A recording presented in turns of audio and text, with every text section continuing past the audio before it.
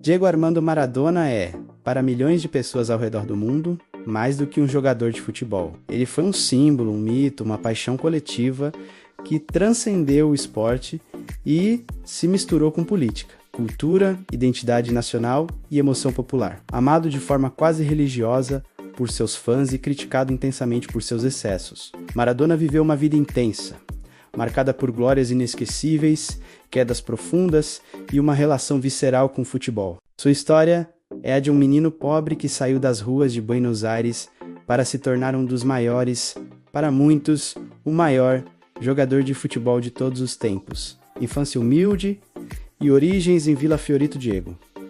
Armando Maradona nasceu em 30 de outubro de 1960, em Lanús, na província de Buenos Aires, Argentina, e cresceu em Vila Fiorito, uma das regiões mais pobres da grande Buenos Aires, filho de Diego Maradona Chitoro, um operário, e Dalma Salvadora Franco, dona de casa.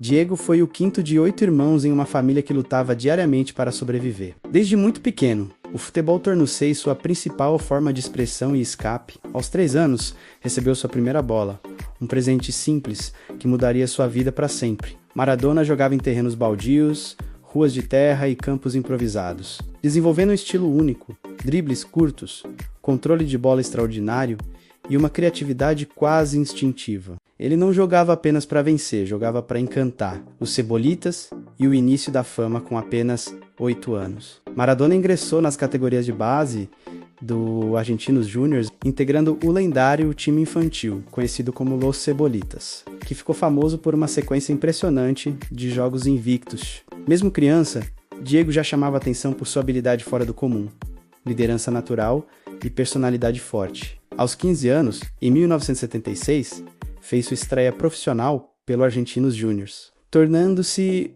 um dos jogadores mais jovens a atuar no futebol argentino. Em pouco tempo, já era o principal destaque da equipe. Maradona marcou gols, distribuiu assistências e encantou torcedores com jogadas que pareciam desafiar as leis da física. Seu talento era tão evidente que rapidamente passou a ser tratado como uma promessa nacional. Ascensão no futebol argentino entre 1976 e 1981, Maradona viveu sua primeira grande fase como profissional. No Argentinos Juniors, foi artilheiro do campeonato argentino por 5 temporadas consecutivas.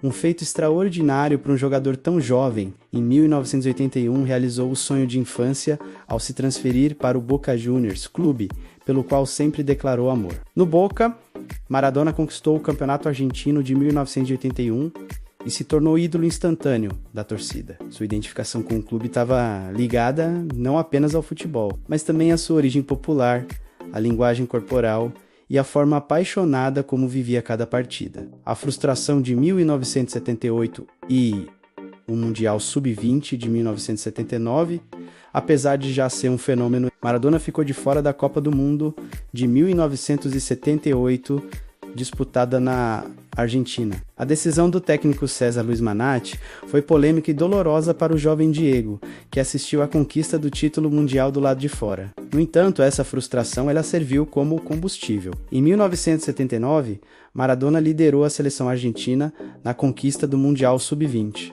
no Japão, sendo o grande destaque do torneio. Ali, o mundo passou a enxergar que um novo gênio havia surgido.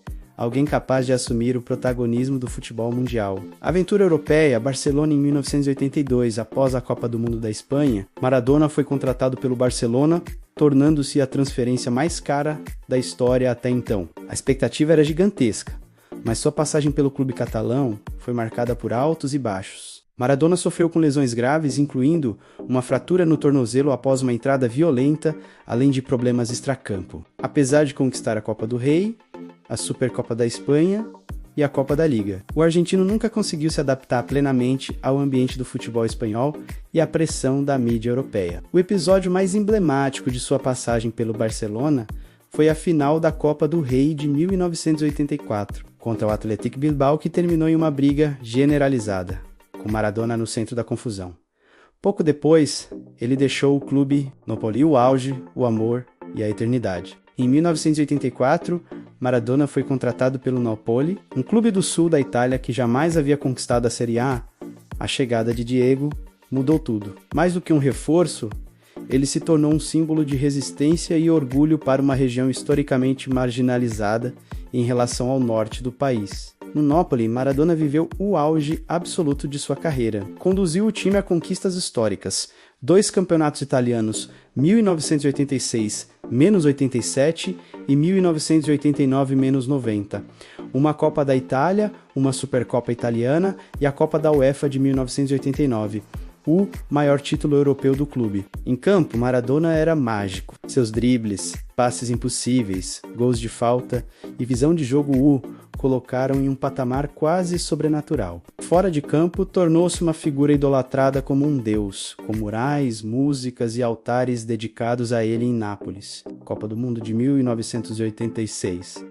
A consagração eterna, se existe um momento que define Diego Maradona, é a Copa do Mundo de 1986, no México. Como capitão da seleção argentina, ele protagonizou uma das maiores atuações individuais da história do futebol. O jogo contra a Inglaterra pelas quartas de final entrou para a eternidade. Maradona marcou 2 gols que simbolizam sua complexidade.